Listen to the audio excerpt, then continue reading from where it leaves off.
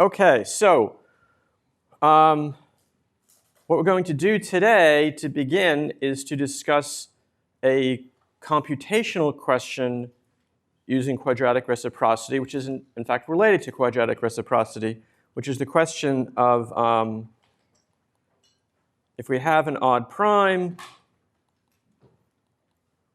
and we have an A where we know that A is a square mod P,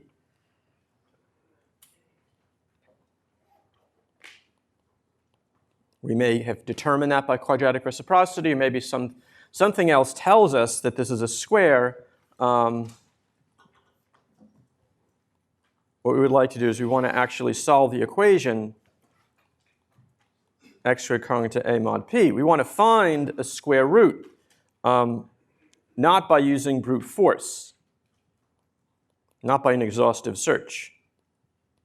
We'd like to find a systematic method of finding a square root. Of course, if the prime is small, you can do it by hand or use a computer, although you might ask, how does a computer, even if the prime is not so small, you ask the computer, like, even factor a polynomial mod P, find a square root mod P, and it does these things super quick.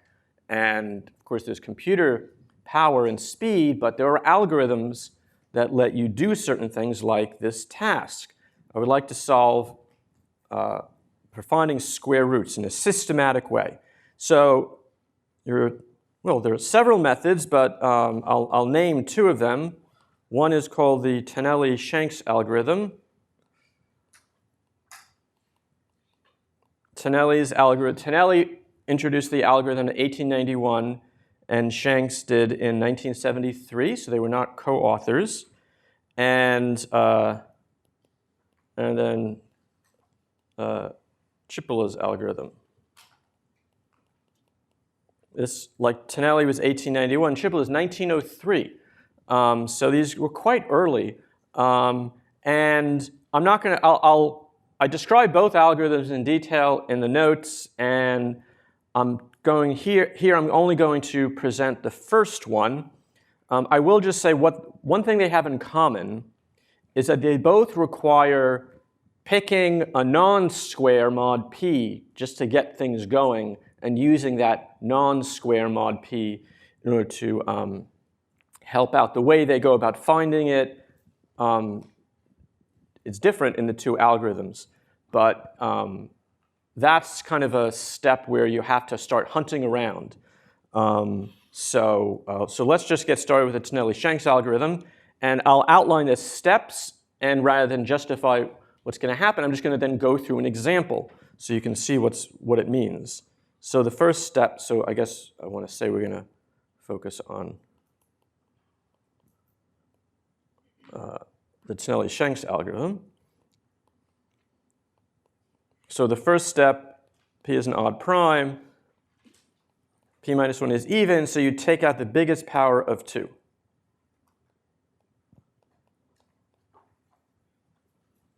And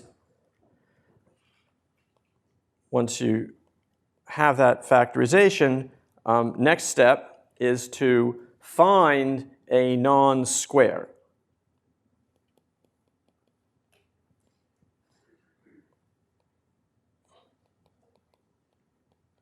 You're not using step 1 to do this. How would you find a non-square? Well, you just start hunting around. You just pick random numbers, or you could go systematically. Well, don't try 1, 2, 3, don't try 4, 5, 6. Anyway, you just go through some B's until each time you use quadratic reciprocity to calculate the Legendre symbol until you hit a number whose Legendre symbol is -1. Now, this step requires hunting around for a B. But because half the non-zero numbers are squares and half are non-squares, it really should not take very long to do this. It would be like flipping a coin. How many tries should it take to get a tails? Right? Probably shouldn't take more than 2 tries. So in any case, this step in practice goes very quickly. If you wanted to make this a deterministic process, you could just systematically compute B equals like 2, 3, 4, 5, 6, and so on until you hit a number that's a non-square, which leads to the question, What is the size of the smallest non-square mod p? Is it guaranteed to be small? So I will just say that if you believe the generalized Riemann hypothesis, who doesn't, it implies that the least quadratic non-residue, in other words, the least b for which the Legendre symbol is -1, is less than or equal to 2 log p squared. There's nothing special about the Legendre symbol. It's a general theorem about least value at which some non-trivial character on the non-zero numbers mod p is not 1. So there's a lot of technical details in this implication here. The point is, from the viewpoint of deterministic algorithms, very small compared to the size of p. Yes, question? So is there any issue with saying, like, if p is 3 mod 4, then let b be -1? So, of course, for specific, this raises a very good point. For specific kinds of p, like if p is 3 mod 4, we know a number. In fact, yeah, that's another very good remark.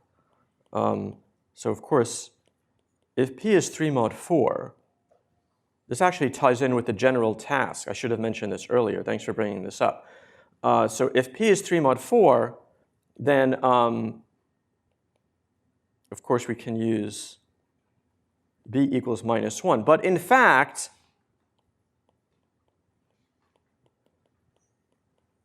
if p is 3 mod 4, the entire task of finding a square root is, in fact, very simple. We don't need any big algorithms at all. If p is 3 mod 4 and a is a square, then as a square root, what we can do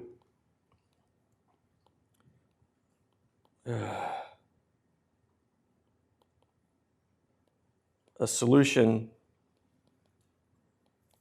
to x squared equals a mod p can be written down very directly. P is 3 mod 4, so p plus 1 is a multiple of 4.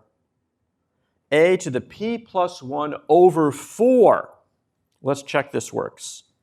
A to the p plus 1 over 4. If you square it, you get a to the p plus 1 over 2. And if you strip off one factor of a, it's a to the p minus 1 over 2 times a. Everything here is mod p.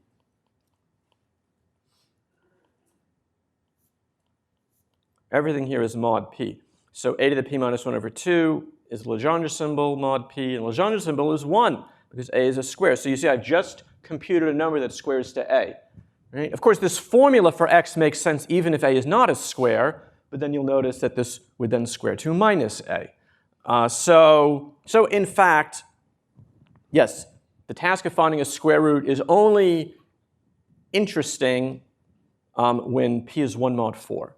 Now, of course, you can say, well, maybe there's a trick when p is 1 mod 4. Well, not really. So you can break up p being 1 mod 4 into p being 1 mod 8 or 5 mod 8. And for one of those, there's an algorithmic formula, kind of like what I just did when p is 3 mod 4. But then that leaves half of the p's mod 8 unaccounted for. You could try to refine it for other higher powers of 2. In any case, so let's just say if p is 3 mod 4, we don't really need what we're about to do. So we could just care about an algorithm for finding square roots when p is 1 mod 4. But what I'm going to present, in fact, works for all p. But it's only really worthwhile when p is 1 mod 4. In fact, I think the algorithm I'm going to present, when you apply it to primes that are 3 mod 4, produces exactly this square root. There's an exercise once you see the algorithm. All right, thanks for asking that. So, all right, so find a quadratic non-residue. The next step, after we found that, is we're going to, I didn't finish. So what did I do there? I find a b, and then to continue back to the algorithm, what we need to do then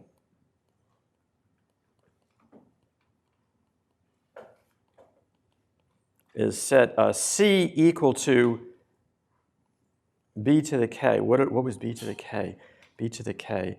B was any choice of quadratic non-residue, and k was the odd part. Right? K, wrong thing. K is the odd part of p minus 1. So you raise your quadratic non-residue to that odd power, it will still be a quadratic non-residue. And so, so the special thing about this choice is that it turns out by taking any quadratic non-residue and raising it to the odd part of p minus 1, this number c is actually going to have, I should say c mod p. Oops.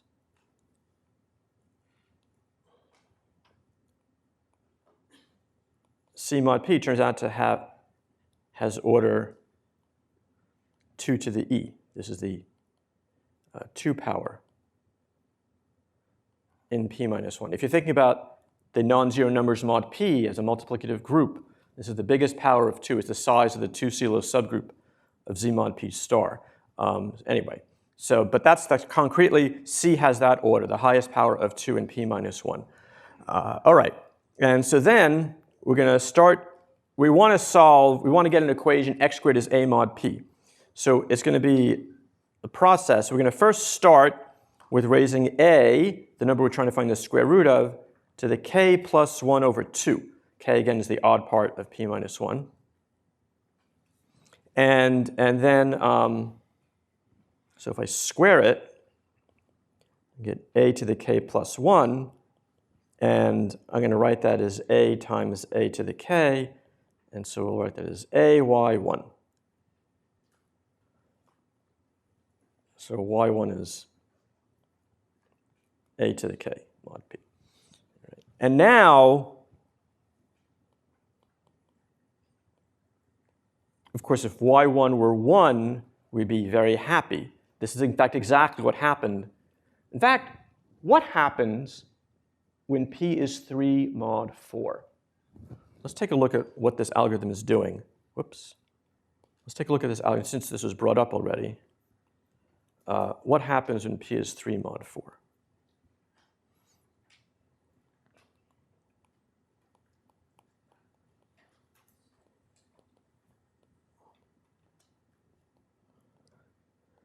P minus 1 is 2k, right? There's only a single power of 2. There's only a single 2 in p minus 1.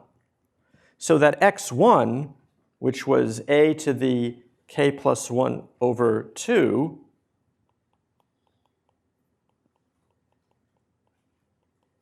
what is k? Maybe I should write it here. K plus 1 over 2 is p minus 1 over 2 plus 1 over 2. What happens if it looks like p plus 1 over 4. So in fact, this very first step gives us a to the p plus 1 over 4, and when I square it, y1 is a to the k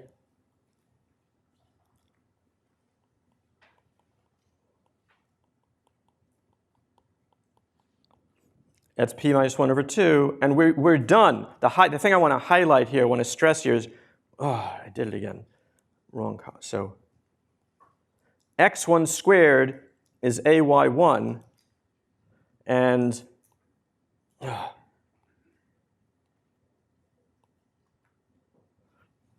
when p is 3 mod 4, that y1 is 1, and so we're done. So what we just saw when p is 3 mod 4, this general algorithm, it would kind of end here. But if p is 1 mod 4, we'd keep going. So the point of step 3 is just to initialize things. Set x1 to be this power. So when I square it, I don't get a necessarily. I get a times some other number. And so then what we're going to do for the next step is we're going to create a sequence of congruences.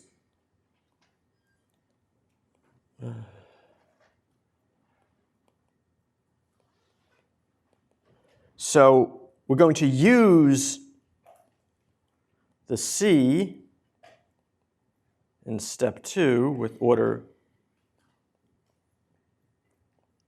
with order 2 to the e. You see, in fact, apropos of the question of p is 3 mod 4, you see p is 3 mod 4, k is p minus 1 over 2, and c, what's any quadratic non-residue raised to the p minus 1 over 2? What's a quadratic non-residue? Yeah. -1, right? So c, in fact, would be -1, the very easy choice that you asked about. And so, but in the general case, c is just something else. So we're going to use the c in step 2 with order equal to the biggest power of 2 in p minus 1 to get a sequence of congruences.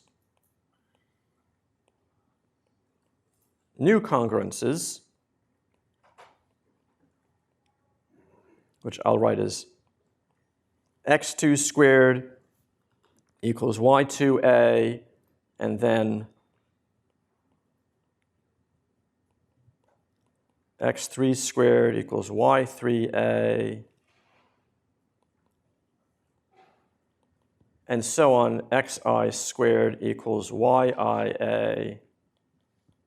And the point is, the y's have their orders gradually dropping. Yi has order, well, I don't know exactly what the order is, but I can definitely say the order divides decreasing powers of 2.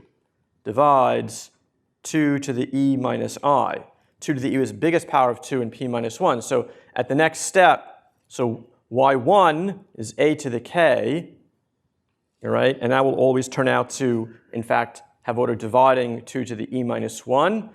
And then the next y2 will have order dividing 2 to the e minus 2, and so on. So in fact, ye at the eth step, ye is going to have to be 1 because it has order dividing 1.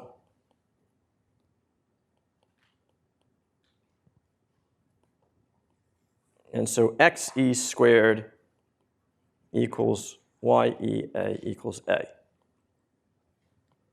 So this algorithm, in terms of these congruences, will take at most e of these congruences to be done. Now it could happen sooner. These y's have order dividing, has order divides. Ugh.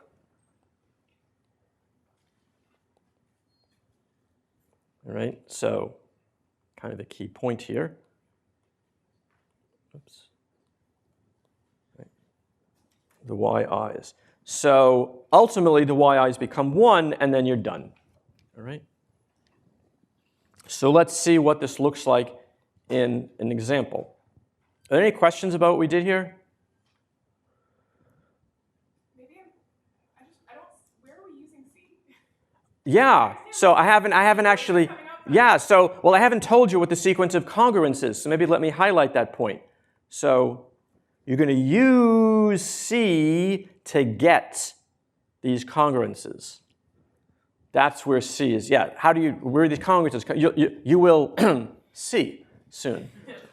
So yeah, we don't need C in step 3, which is why when P is 3 mod 4 and the algorithm terminates, there's no need to use this. But we're gonna anyway. So let's do an example, and to showcase it, we want to do a P. We want to use a P where P minus 1 has a hefty power of 2 inside of it. So let's do, as an example, let's take the prime to be 1249.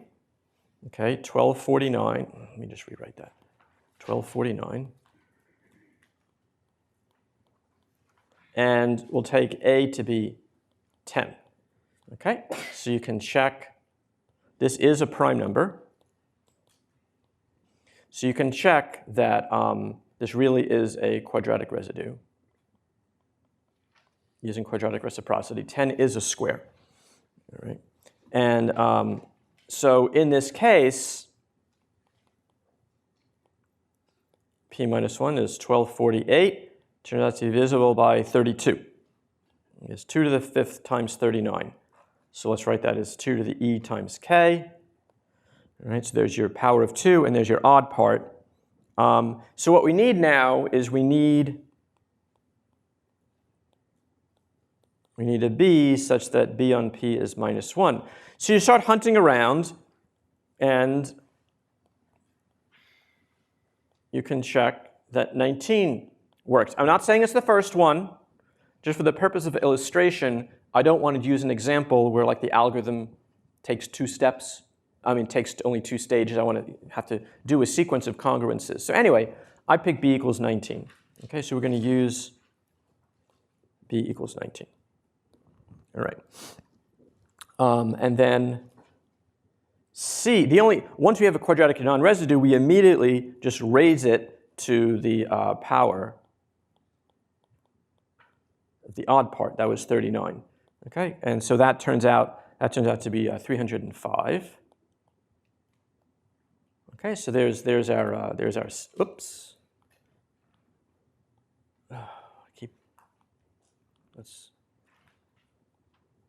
C is 305. Okay, A is 10, P is 1249. All right. So so now it turns out you can check that that this C has order equal to the power of 2 in P minus, has order 32. Okay, this will always happen. I mentioned that before, that the C that you use always has the biggest power of 2 in P minus 1 as its order. All right, so now we set x1, a to the k plus 1 over 2. That's 10 to the k is 39. 39 plus 1 is 40 over 2 is 20. And so this is 294. And so then I want to write x1 squared as a, or 10y1. So I know the x1, I have the 10, and so you can just solve for y1. So it turns out y1 is 650. Okay, and this y1 will have order 16. It's always going to be a power of 2. Now C has order 32. Please tell me what power of C will have order 16? Right. So y1 is order 16. And then the point is that we can always match some power of C that has that order. Okay, so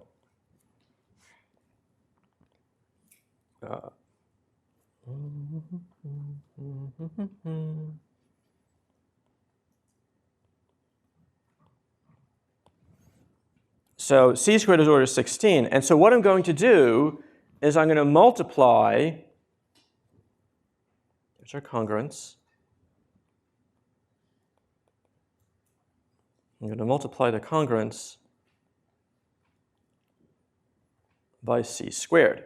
So when we multiply the congruence by C squared, what's going to happen is I'm going to absorb the C squared inside x1 squared as a single C, C squared.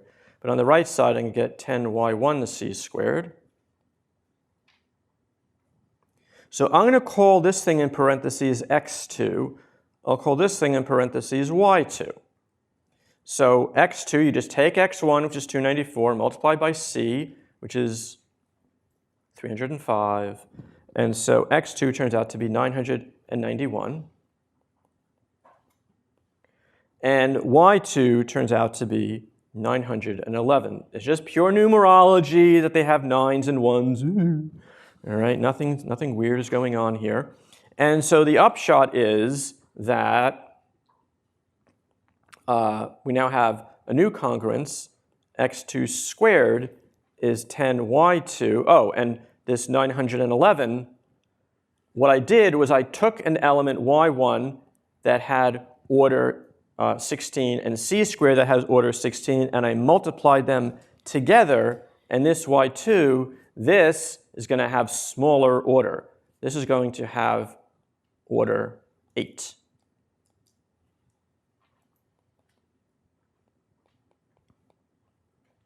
Okay, the key thing here that's underlying all of this, because the group Z mod P star is cyclic, if you take 2 elements with the same 2 power order, and you multiply them, the order will always be a smaller power of 2.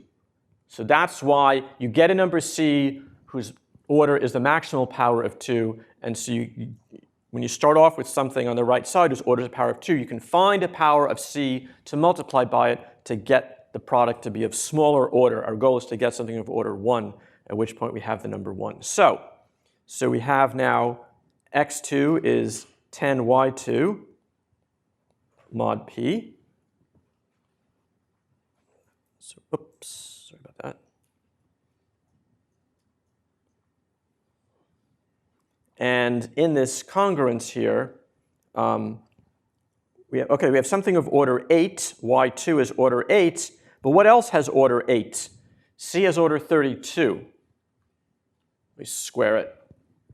Has order 16. If I square it again, has order 8. So C to the 4th has order 8. Okay, this property here is shared by C to the 4th. And so what I'm going to do now is I'm going to multiply by C to the 4th.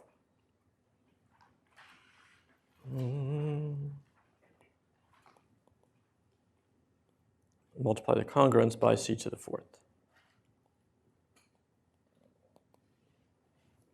So when we do that, so what congruence? The congruence I just wrote down, x2 squared is 10y2, multiplied by C to the 4th. But when I do that, I'm going to put the power of C inside the square, so I'm going to get a C squared all squared.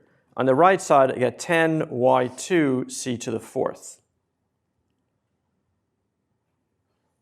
Now here, I'll call this number in parentheses x3, this number parentheses y3, so you have to calculate them. So x3 turns out to be 334.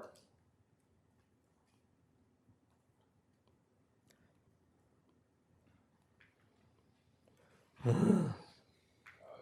like inductive. You need like x2 to get x3, x3 to get x3. Yeah, it's a recursive process. Absolutely. Yes, we're getting a sequence of congruences, and they all are, each congruence leads to the next congruence. This is 664. This fact that you have 991, 911, 334, 66, this is a total coincidence. I regretted when I... Anyway, you'll have exercises you can try out other quadratic non-residues. You'll see you don't get this bizarre numerology going on here. So what we get then is, just like before, we now have a new congruent. We have new numbers, and this 664 turns out, because 664 turns out to have order 4. This is order 4. Remember, P was whatever, that 12, our prime 1249. Anyway, this has order 4. And what's a power of C that has order 4? C to the 8th. Okay, so this property is shared by C to the 8th. So we have x3 squared is 10y3 mod P. And now that I found something else whose order matches the order of y3, I'm going to multiply it by that. So let's multiply this congruence by C to the 8. Now, when the congruence I just wrote down. So when we do that, I want to absorb C to the 4 inside, 10y3 C to the 4. And so this will be x4. Whoops. This I'll call x4. This I'll call y4. So x4 turns out to be 482. Now y4, based on what I've been telling you about what's making this thing go, what can you tell me about the order of y4? Equal to 2? It doesn't have to go down like all the way, like by a factor. That's right. I remember I said, let me remind you, let me emphasize this, that what happens is the order will divide 2 to the e minus 1. It happens at these earlier steps, it's only dropping by a single power of 2. But so in fact, so at this point, the order of y4 should divide y3 had order 8, y3 had order 4. So y4 should have order dividing 2. In fact, it turns out y4 is 1. So at this step, the algorithm ends. Okay, so in fact, there, we're done. 482 squared is 10. Okay, and so we can use x equals 482 to solve. X squared equals 10 mod p. Okay? So the point here is that we get a new number each time, but we have a specific number, so we can just use repeated squaring to figure out the order. Well, I wouldn't say so the question, right, are we using repeated squaring? So when you raise a number to a power, you write the exponent in binary and reduce everything to repeated squaring. So what we're doing here is we're setting up an initial congruence, x1 squared is 10y1, or more generally, x1 squared at the top there in yellow, x1 squared is ay1, and the y1 is always guaranteed. I didn't mention it when I wrote step 3, but that a to the k will always have, in fact, order dividing 2 to the e minus 1. Actually, at that step, the order will be 2 to the e minus 1. But at the later steps, you can really just guarantee for sure the order will divide the next smaller power of 2. So you're kind of getting upper bounds on the order of the y's that keeps dropping. And so you'll terminate, right, as I have there in green, yi has order dividing 2 to the e minus I. So it'll eventually stop, but it may stop sooner. And this is what we saw happening here. We kind of skipped the potentially next step, or we kind of went right to the end. So you may have a yi become 1 sooner than the algorithm says it has to happen, but the algorithm never says the order is 2 to the e minus I, just divides. Question, yes? Shouldn't y4 be y3 c to the 8? Oh, yes, thank you very much. So that's a typo. You see, you're constantly writing different powers of c on the two sides, and so it's inevitable you'll make a writing error here. Yeah, c squared, c to the 4, c to the 8. Yes, thank you very much. And on the left side, I had c to the 2, c squared to the 2, c4 to the 2. So it's the powers of c are appearing in this way. All right. Now, what made this go is we had to start with a quadratic non-residue b. Notice b never showed up in the steps because b led to the c. That was what we wanted. The goal is you're trying to create an element whose order is the biggest power of 2 dividing p minus 1. And the way to do that is if you take any non-square and raise it to the odd part of p minus 1. So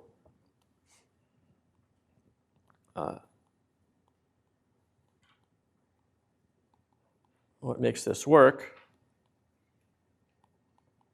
is you could say for every quadratic non-residue, b to the k has order 2 to the e. Or c, which b to the k, is order 2 to the e, where p minus 1 is 2 to the e times k. Right? You could, and then when you set x1 to be a to the k plus 1 over 2, mod p, so that x1 squared is a times y1 for y1 equal a to the k. This turns out to have order 2 to the e minus 1. Or at least order dividing 2 to the e minus 1, but I believe the order, in fact, at the start is exactly 2 to the e minus 1. In any case, dividing is the right way to look at it. because at the next later steps, you really only guaranteed the order divides decreasing powers of 2, not it must be equal to them at every step. And so then the point is that the group generated by C, the group generated by C squared has order 2 to the e minus 1.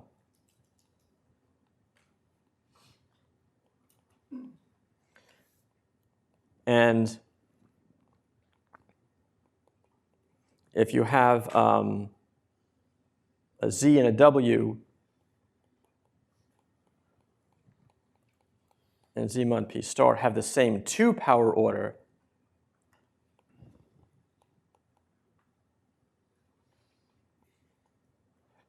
other than 1, if they're not both 1, if they're both of equal 2 power order that's not equal to 1, order greater than 1, the product has smaller 2 power order. I'm not saying it's that order divided by 2, could be less, but less than that, but anyway, so this is a general feature of cyclic 2 groups. If you have any cyclic group of 2 power order and you have 2 elements of equal order in that group and you multiply them, the order will be smaller. Okay, this is not necessarily going to happen for cyclic P groups or P bigger than 2. Yes? We shouldn't be able to have like Y2 be guaranteed to have order 2 to E minus 1, right? It's just the order of A, and we could have just started with like A equals 1 or something really silly like that. Yes. Thank you very much. So it's the C. Okay, you are correct. So right. Okay, thank you very much. So so I knew that. Right, there's something of exact order predictable. It's the C. The C definitely has order 2 to the E. Right, so I was hesitating. That's why I was hesitating. So yeah, so for Y1 and Y1, this has order. And so in fact, so maybe what I should say is for Y1 equal to this and Y1 to the 2 to the E minus 1 is 1 mod P. Right, and don't forget, in a group, if I say G to the N is 1, it doesn't mean G has order N, it means order divides N, right? So yes, thank you very much. Right, so Y1 has order, this is how you do you know the order divides something? You can check that the suitable 2 power kills it. So the order of Y1 divides 2 to the E minus 1, and then you can keep going because at every step you can multiply both sides by a power of C to make the Y with the C have smaller order, and on the left side, because you're going to multiply by a power of C squared, since C squared has actual order 2 to the E minus 1, some power of C squared will match the order of Y1. So on the right side, the new product will have smaller 2 power order. On the left side, you can absorb that into the square because it's a power of C squared. Yeah? So that's why it's very crucial that it wasn't merely that you could check that Y1 to the 2 to the E is 1, so the order divides 2 to the E, but you really need 2 to the E minus 1, so you can say, that matches some power of C squared and not merely some power of C. So this is why at every step on the left side, you're able to push the power of C into the square, and so eventually it will terminate. Okay, so that's kind of a bird's eye view of why this works. And again, you say, well, there's no quadratic reciprocity here. Well, there is at the start. How did you know A was a square mod P? How do you know that you found a B that's not a square mod P? Okay, so behind the scenes, of course, the algorithm itself is not using Legendre symbols. But at the very beginning, kind of the A and then to get the B, which leads to the C, you're using them right there. And so, of course, a number has 2 square roots. So it's worth pointing out, if you change the B, if you change your quadratic non-residue, the algorithm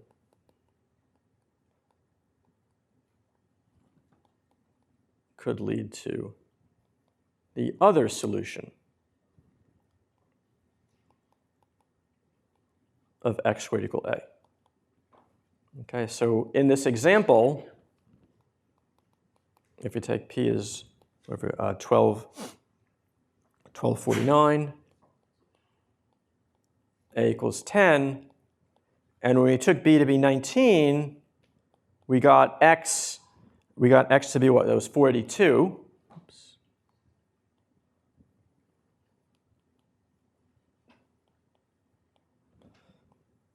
So you can check if you do 1249, same square, but if you take B to be 23, oops,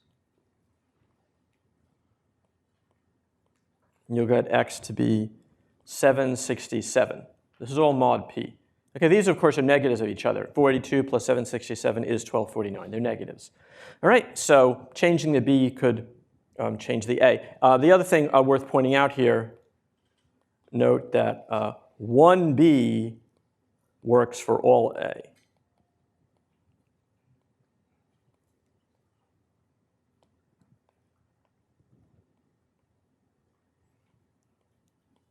Okay, this is in the nature of the Tonelli-Shanks algorithm. You just need a single quadratic non-residue. It doesn't depend on A in any way at all. The other algorithm that I mentioned, and I'm not going to discuss here, the Chipolow's algorithm, the quadratic non-residue you use to get the algorithm going, actually it depends in a certain way on A itself. All right, so there is that kind of dependence there. Okay. Any questions? Yes. So when we're calculating the order of like yi Yes. steps, Yes. if I was implementing this, would I just like naively check that, like by squaring it however many times? Yes. So you know you're yeah. Well, no. So you know in advance. It's guaranteed that yi has order at dividing 2 to the e minus I. So you would simply take y. Of course, if yi is 1, you're done. You stop. But if it's not 1, you just square it until you hit 1, and you're guaranteed it will not take more than e minus I steps. So, yeah. Other question? I saw another hand raised. Yes? Across all the B's that you could choose, would the two solutions occur equally often? So that's a very good question. I was wondering that this morning because you see, it's easy for me just to say, here is an example. Here's one B leads to a choice, another B leads to a choice. In fact, it was rather I was doing this by hand, by the way. It was rather frustrating because the first few B's I picked, they kept leading to 42, 42, 42. Anyway, yes. So since there are half the numbers, half P, there are P minus 1 over 2 non-squares. So let's take for granted that the case P equals 3 mod 4 is boring because the algorithm ends in one step without even needing the C that came from the B. So if P is 1 mod 4, P minus 1 over 2 is an even number. And so that's a reasonable guess that perhaps when P is, there's a nice question, right? So when P is 1 mod 4,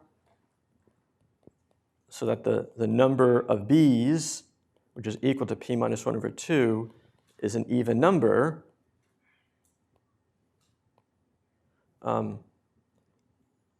do half the B's lead to one solution? Ugh.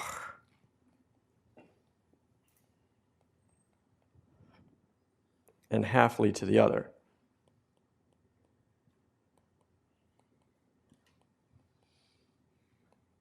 So I would presume the answer is yes. I've actually not thought about this. And perhaps there might even be a way to take, if you take 1B, see if B is, for example, I'm just going to throw this out here. I haven't even thought about this. If B is a quadratic non-residue and P is 1 mod 4, what's an easy way to create a second quadratic non-residue?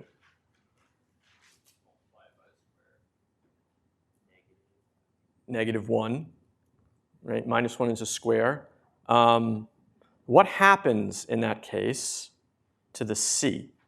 C is B to the K, yeah? And K is odd.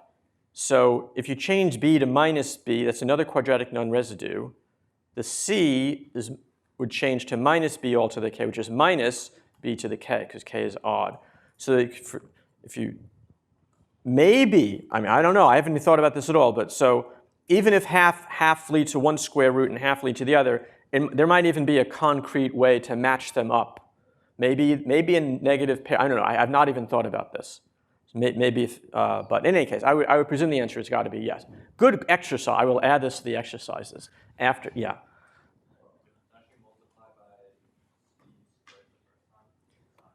So the very first step. So you multiply both sides by c squared, but you're multiplying x1 itself by c. So you're getting a different x2. In fact, so in fact,